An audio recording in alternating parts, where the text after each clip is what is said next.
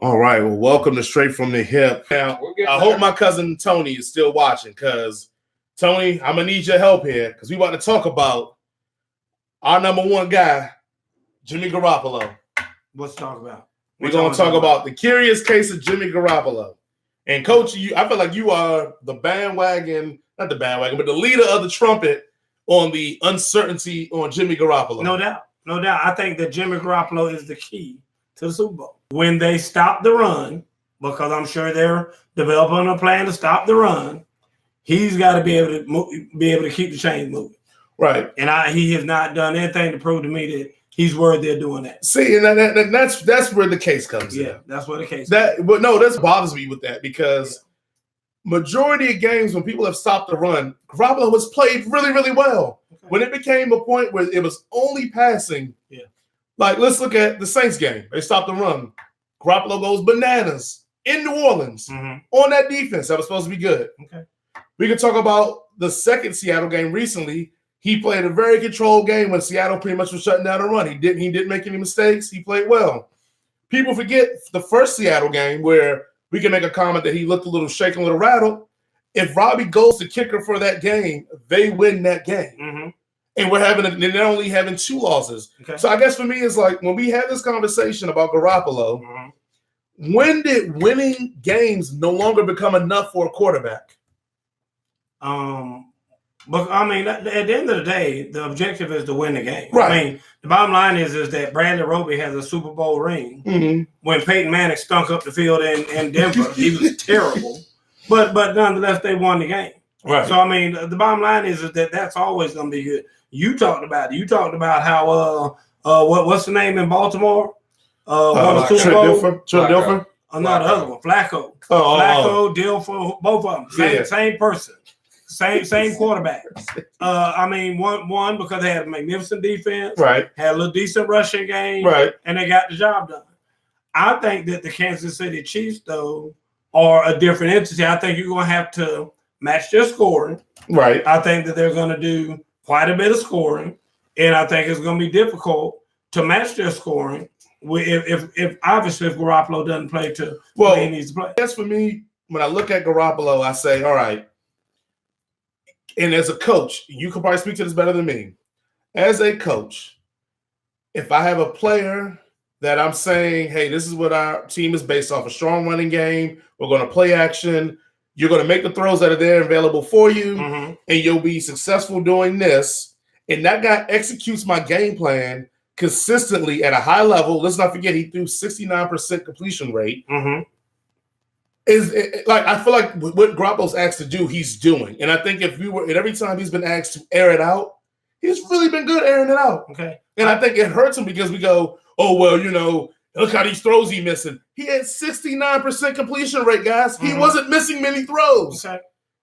Okay. But again, you're talking about, like you said, when you're running a ball control offense, maybe you should be a little bit more up there as far as your percentage is concerned. The highest was 74 with Drew Brees. I know, but like I said, but again, but Drew Brees is doing a lot. I think that Jimmy Garroppolo right now is kind of in a dink and dunk offense. And to all fairness to him, that's what he was in, but that's what Tom Brady runs. I disagree, but I'll let you finish your point. Tom Brady runs a dink and dunk offense for the most part. Tom Brady, I think, might go downfield a little bit more than I've seen Garroppolo go downfield this year. But nonetheless, as good a quarterback as he is, I think they're going to have a lot of long plays. I think they're going to score quickly sometimes, which is going to put pressure on Garroppolo, and I think it's going to be difficult. I'm just telling you. Now, bought my San Francisco hat, bought my San Francisco chain and everything. Not talking like, you Jerry Rice in it? No. You Tevin Coleman it? Not that. You got the bulky chain? No. You doing it like that? I just West, y'all. Yeah, I just bought a little what thing to hold your keys on? Coach got the Jerry Rice chain, y'all. Just this little thing to hold my Coach keys. out here blinging. My little lanyard. And I'm gonna be going to it. My last thing with Garoppolo was like, I think if you as a coach watched more tape on Garroppolo, just purely like all 22. I'd be all excited like y'all are. No, I'm not saying all the time. I'm saying I think you will respect the ability of what he throws in because, and I didn't respect this until this might have been 5 weeks ago. Greg Cosell was on Jr. was on Colin Cowherd, and he does NFL films. Film say.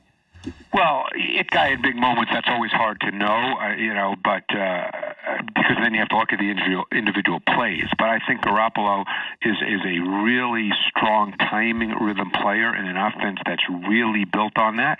It's an offense that works the middle of the field. That's where they predominantly throw the ball between the numbers. So every once in a while, he doesn't pick up an underneath defender because there's so many throws in the middle of the field. So that happens every once in a while. And this past week it happened because a couple of times the linebackers didn't bite on the run action as much as the 49ers hoped. So that's something he'll work on. I mean, you just made the point. He's only started 25 games or something along those lines. Yeah. But he's a really compact thrower. I wouldn't say he has a great arm, but he has a good arm within the short to intermediate areas. And they have a clear view of what they want to do offensively, and that's what he does. And by the way, I like how you point this out. As we watch that Viking defense, they ask him to make throws in cluttered areas. Yes, they do. They don't ask him to throw stuff out into the flat. This is not an easy. You got to have the right quarterback to make some of these throws.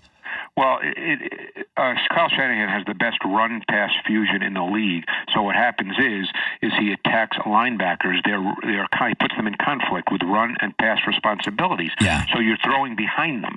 So sometimes they may not react exactly right, and then you're throwing to a linebacker who's sort of in the area. Yeah. And every once in a while, he just doesn't account for it the way he should, and he'll throw a pick. I opened my eyes up to when I watch the games. I'm like, you're right. Garoppolo's throwing all the time in traffic. You don't really see him throw out routes and etc. He has the arm for it, but he doesn't because it's part of Shanahan's scheme. So I always look at Garroppolo and go, if he was in another scheme where the coaches were having him Drew Brees style with a smart offensive coach like Sean Payton, just throw it all around the yard. Right. I think he still will be a little erratic, but I think his numbers will look better and people will feel more comfortable about his ability to play. Okay. I'm just gonna say this, and I'm gonna be done with this discussion. Y'all gonna find out later that while he was being a quarterback, he had a secret life as a porn star.